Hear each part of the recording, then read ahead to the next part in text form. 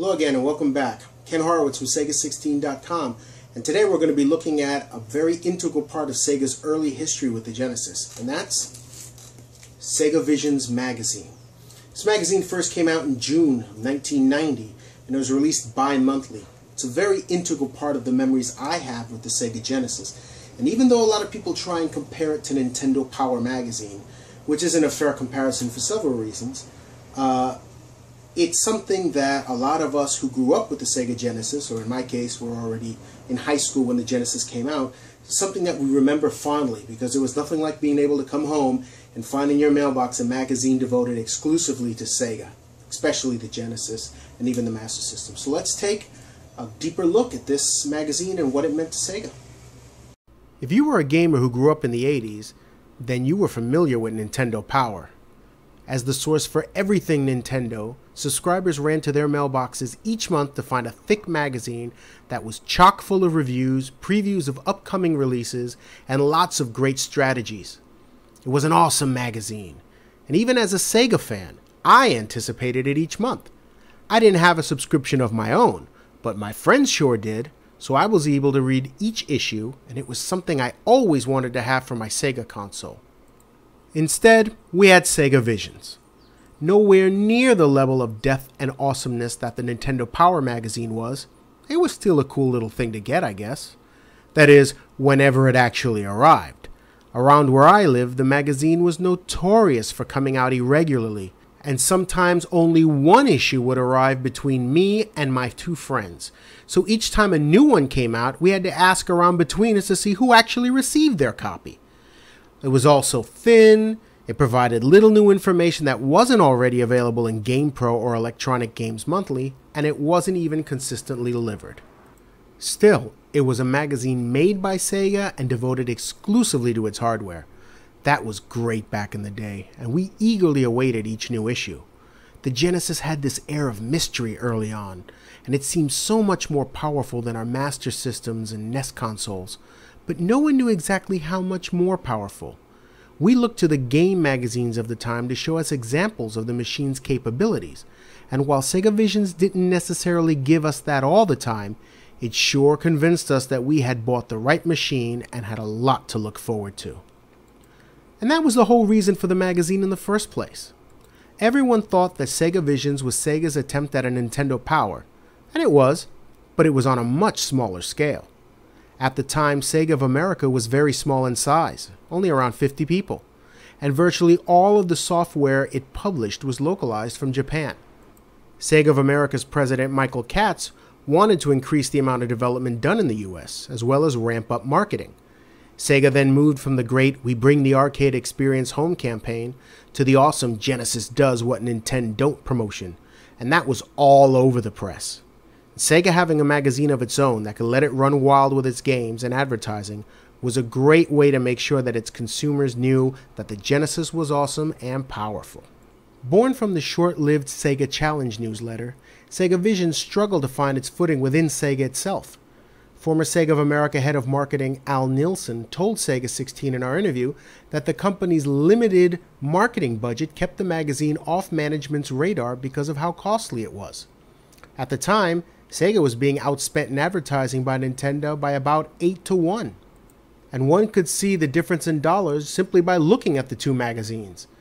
Sega Visions was never meant to be a full-fledged periodical, a fact that its staff somehow managed to work around. If you're not going to devote resources necessary to making a periodical, then why even release one? In all fairness, one can't blame Sega for choosing to put its marketing dollars elsewhere. With Nintendo's iron grip on retailers, Sega had to pick its battles wisely and exploit the best chances it had for sales. Without the budget to make a magazine as good as Nintendo Power, it put its priorities into other places.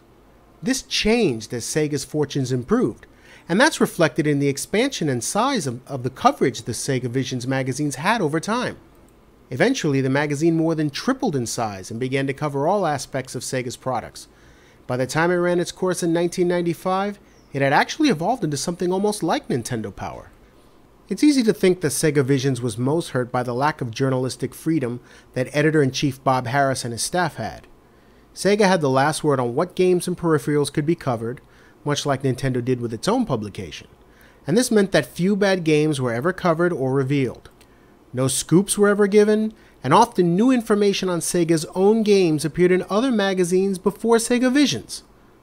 The staff compensated for this by expanding other sections. For instance, several games like Jurassic Park were given the complete behind-the-scenes treatment.